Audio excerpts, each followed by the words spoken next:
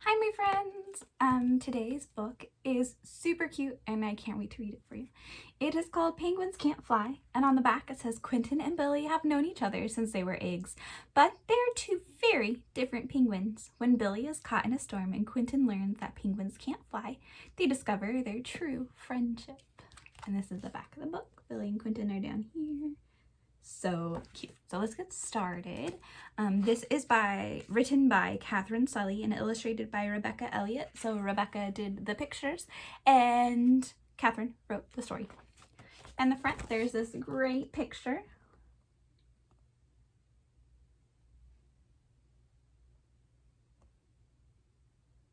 I really like the illustrations in this book. They're super pretty and very well done. So this cover page is a little bit different, and that's okay. It has the title on this page, Penguins Can't Fly, and then over here in this like tiny little writing, it says written by Catherine Sully and illustrated by Rebecca Elliott. Most times the author and the illustrator are on the same page as the title, but this one is not, and that's okay. It's just a little bit different.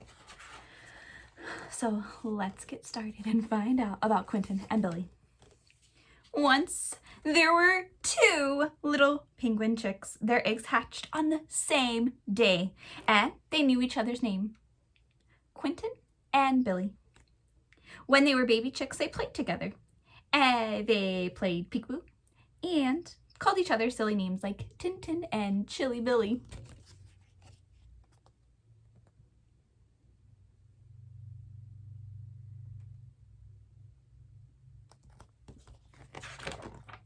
As the chicks grew up, their games changed. Billy liked playing hide and seek, but it was too rough for Quentin. Quentin liked building ice bricks, but it was too dull for Billy. They did, however, make a den together once.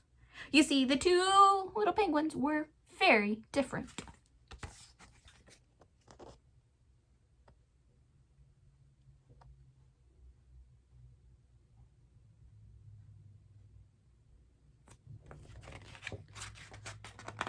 Quentin liked knowing things like what all the fish were called, how many different types of snow there were, and best of all, how far away the stars were.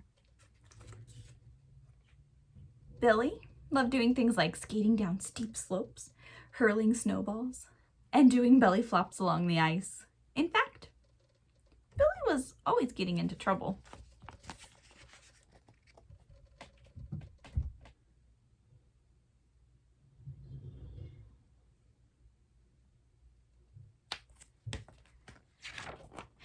This was especially true at school. You see, Billy, he couldn't sit still.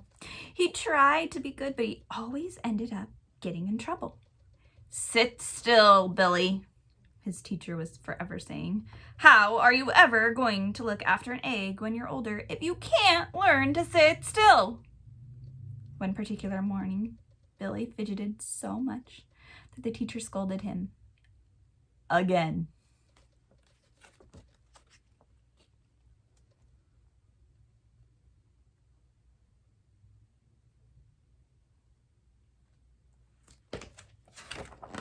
At lunchtime, Quentin couldn't find Billy, so he ate his lunch alone.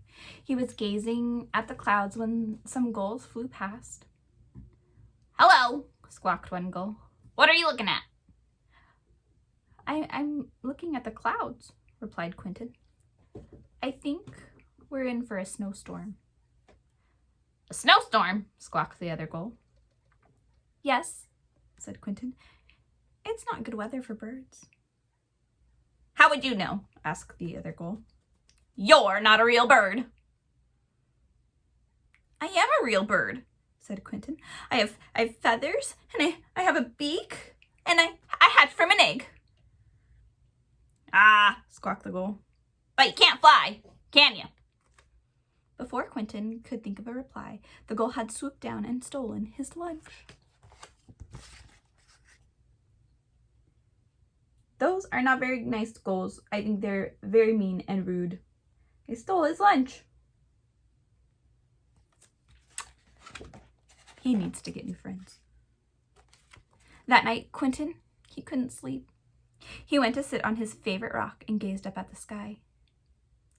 Through a tiny gap in the clouds, he could see the stars twinkling. "I'll never be able to reach you," he told the stars quietly, "because I'm a bird that can't fly." Then he heard the sound of a pebble being thrown into the water. "Who's there?" asked Quentin. "It's me, Billy," Billy replied. "Oh, you couldn't sleep either?" asked Quentin.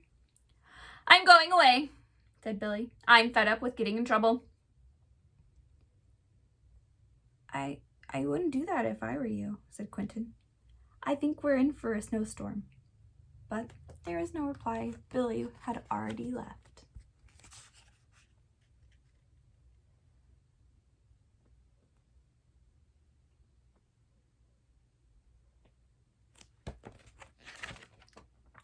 Quentin was right. The next day there was the most terrific snowstorm. You could barely see your flipper in front of your eyes. Everyone was huddled together for warmth. All day the wind howled and the snow fell. That evening Quentin heard a voice calling, "Billy! Billy!" It was Billy's mom. "Have you seen Billy?" No one knew where he could be, except for Quentin.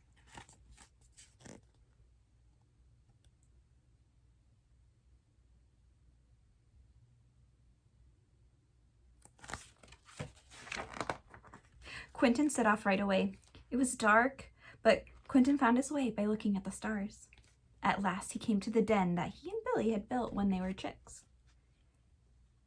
"Billy, are you there?" asked Quentin. "Yes," shivered Billy. "Your mom's worried about you," said Quentin. "Is she?" asked Billy. "Okay, I'll come home."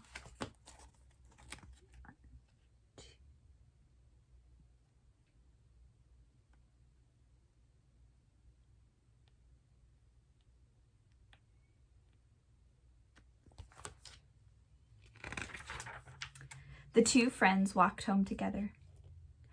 You were right about the snowstorm," said Billy. Quentin told Billy about the gulls.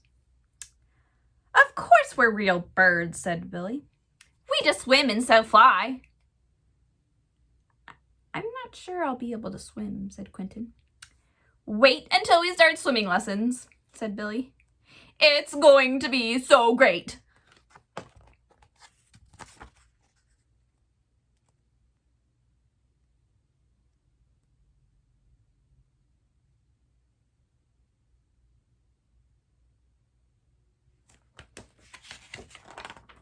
Quentin didn't have to wait for very long.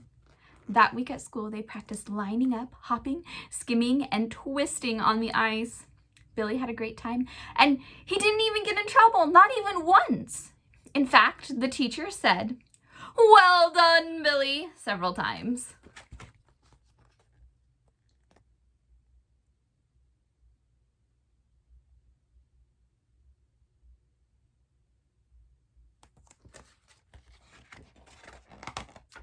When it was time to take their first dive, Quentin wasn't looking forward to it.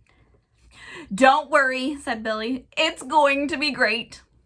Billy leapt into the water, making a huge splash. Quentin stood at the edge of the rock and gazed into the water.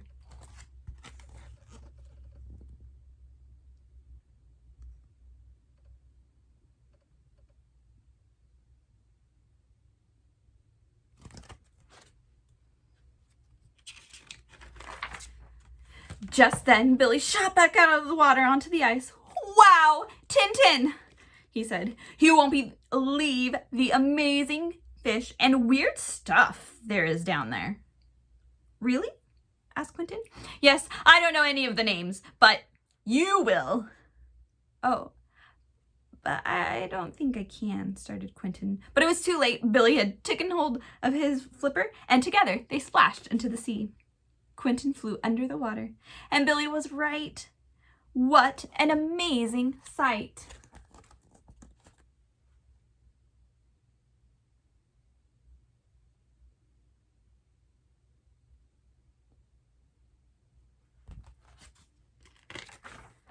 And that is the end of our story. There they are, swimming under the water. Such a cute book. And this is our last page, and it says the end in their little ice cave, the den that they built. I hope you enjoyed today's story. I sure did. I think it's super cute.